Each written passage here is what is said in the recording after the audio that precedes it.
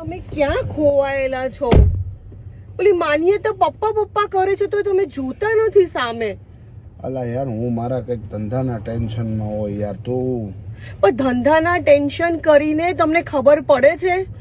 ઓલી છોકરી આખા દિવસ તો આપણે એને એકલા મૂકીને જઈએ છીએ, તો પ્રેમથી એકવાર હગ કરીને એને વાલ કરીને પછી આપણે ઓફિસે જોવાય. સોનું, હું મારા માઇન્ડ થી વિવરિંગ માઇન્ડ ચાલતો હોય મારું, 2-3 જગ્યાએ મારું માઇન્ડ ચાલતું હોય, ધંધામાં ચાલતું હોય, બીજા બધા કામોમાં ચાલતું હોય, બધા જગ્યાના ટેન્શનો પુરુષ એકલા ઉપર હોય એટલે એને બિચારાને ટેન્શન હોય કે તમે ચોંટી પડો કે છોકરાઓ તો છોકરાઓ ગમતા જ હોય, ન ગમતા એવું ન હોય. પણ મુદ્દો એક જ વસ્તુ નથી. એ પપ્પા બૂમ પાડતી હતી, એને બી એને એમ કે પપ્પા જઈ રહ્યા છે ઓફિસ, તો આપણે બી ઓફિસ આખો દિવસ એકલા મૂકીને જઈએ તો એક પ્રેમ કરીને એને મોકલાય. બીમલ, મારું એટલું કેવું છે. પણ મારી વાત સમજવાની કોશિશ કર, અને તમને લોકોને ખાસ સમજાવવાની કોશિશ કરું છું.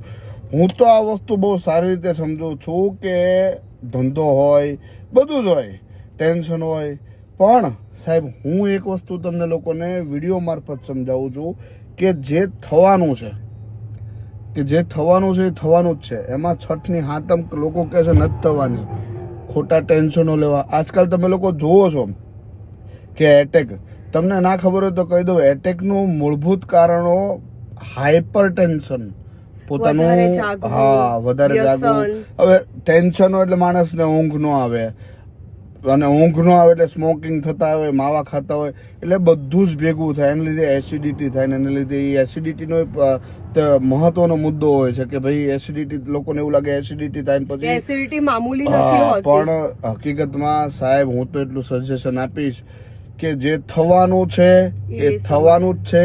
તમારો જન્મ પણ ભગવાને લખ્યું છે અને તમારું મૃત્યુ પણ ભગવાને લખ્યું છે. તો જે થવાનું છે એ થવાનું છે. જે હાઇપર ટેન્શન લો છો એને નોર્મલ લાઇટલી થોડું લો, કારણ કે આજે તમે નહીં હોય તો પાછળ તમારા પરિવારનું કોણ?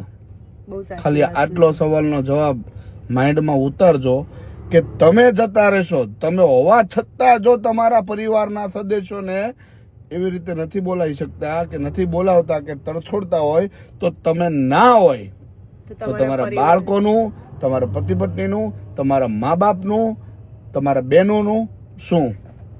સાચો હોય મારો મુદ્દો તો જરૂરથી કોમેન્ટ કરજો અને શેર એને કરજો જે ફૂલ ટેન્શન લેતા હોય. અને હું એને રિક્વેસ્ટ કરીને કહું છું કે મિત્ર, ટેન્શન જરાય ના કરવું, જે થવાનું છે એ થવાનું જ છે. કષ્ટભંજન દેવનું અને માતાજીનું કુળદેવીનું નામ લઈને આગળ વધો. હાલો, જય માતાજી મિત્રો.